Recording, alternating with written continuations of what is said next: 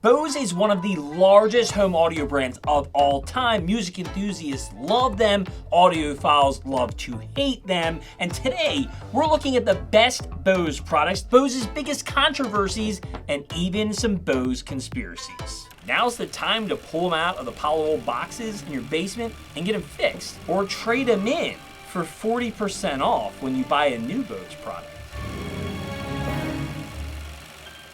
Now, if you have any stories about BOSE, be sure to leave them in the comments, but I want to share with you one of mine and how that ties into this video. Now, I remember prior to BOSE closing all their brick and mortar stores in 2020, going into my local mall, sitting down in the BOSE demo room, trying out their products. BOSE, to me, used to always use the bait and switch approach to their selling, which, hey, I give them props. It worked for them for years. The salesman would sit you down in a dark and overly acoustic treated room, press play on the TV, and you'd watch as a baseball broke through a window and shattered pieces of glass all around you. You won't just hear glass break. You'll hear a slightly battered and bruised baseball fly past your right ear.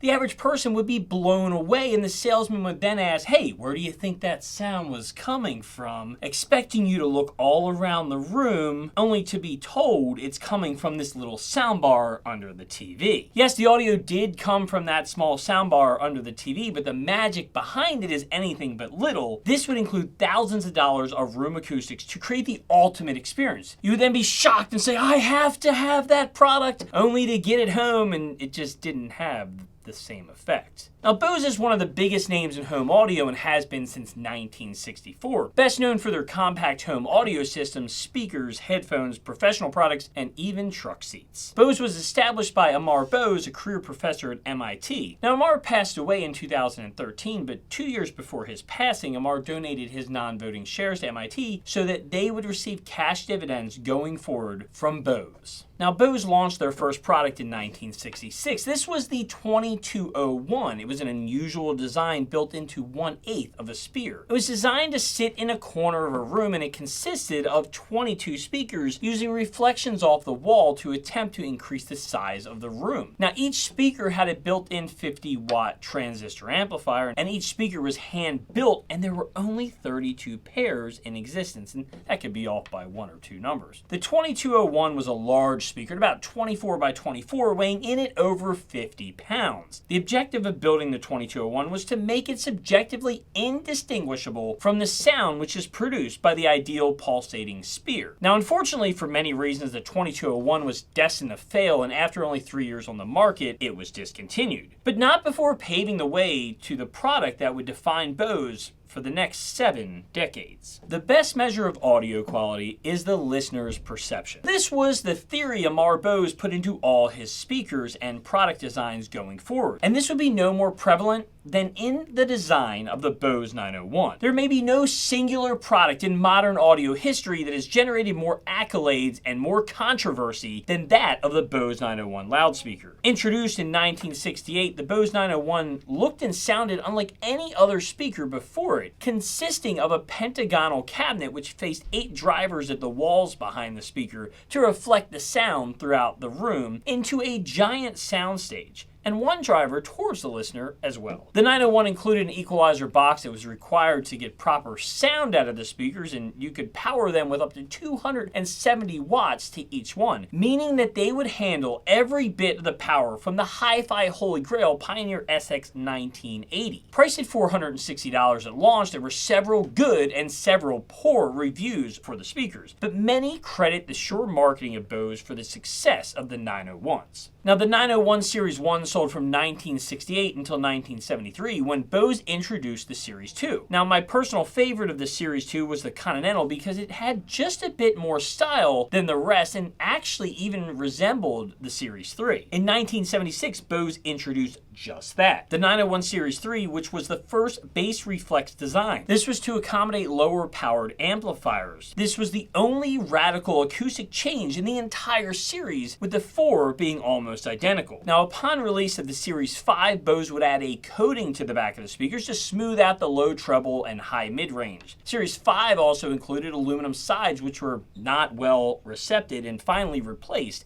with the Series 6, which had removed those aluminum sides and had some changes in equalization as well, because developers found that the acoustics in the average home had changed over the years. Now, one downside to the Series 3 through Series 6 was that over time the foam surrounds would deteriorate and need to be replaced. Now, the final BOSE 901 was the Series 6 V2, which returned us to the cloth surrounds nearly 50 years after the original. Now, of course, BOSE made several other speakers over the years, from bookshelves to floor standing, that were received with the same type of love and hate as the 901s. Now, in the 1980s, BOSE had a new dilemma on their hands. BOSE realized their customers of the 1970s were growing up and starting families. They would need a new, smaller speaker. Home video was growing and many people were putting in home theaters. But how does BOSE get a new, smaller speaker, a lesser quality product, into the hands of customers who already have something superior that they paid good money for just years earlier? This is where the BOSE Acoustimass AM5 would come into play. They knew in launching this product, many people would want to get new speakers for less of a footprint. But what would they do with their old speakers, and how could BOSE ensure its current customer base would upgrade only to a BOSE product to fit into this new trend? How could they get more BOSE speakers into the hands that people had already bought BOSE speakers? Not to mention, these newer speakers did not sound as good as the speakers that they already have. The answer to that was the introduction of the AM5 trade-in program. BOSE would let the consumer trade in any of their old BOSE speakers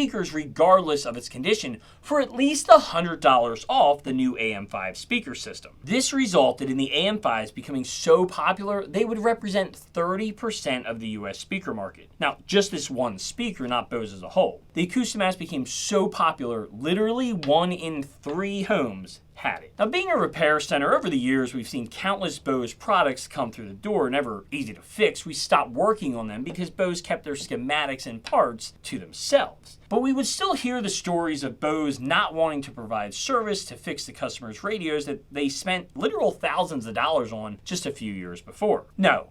Instead, they would offer the customer 40% off a new BOSE product with the trade-in of their old one. Now, that being said, what other company offers you the ability to constantly trade in and up to a new product when your old product breaks? For that, BOSE should be commended. It's a great way to keep sales coming even when times are tough. Now it's time for some controversy and conspiracy. BOSE maintained a great reputation with the average US consumer who wasn't concerned with specs or sound quality and just wanted a versatile product that fits their needs. And there's nothing wrong with that. In the audio enthusiast world, it was actually quite the opposite through the years. In 2007, Audioholics Online magazine stated the BOSE Lifestyle V20 system was very expensive at $2,000, and the sound quality really isn't any better than other surround systems costing a third of the price. Then in 2012, NBC News said the 46-inch $5,000 BOSE VideoWave 2 TV resembled most closely a $740 flat panel, which actually had more options like a tuner. This was at the time the most expensive TV on the market. Now, BOSE didn't take kindly to bad reviews over the years. In 1981, BOSE unsuccessfully sued Consumer Reports for saying their BOSE 901 speakers made individual instruments sound gigantic and the sound tended to wander around the room. In the early 1990s, BOSE also sued Teal Audio to stop them from using the .2 at the end of their product model numbers, such as the CS 2.2, because BOSE trademarked the .2. Teal then replaced the .2 with a space, making the new product model the CS2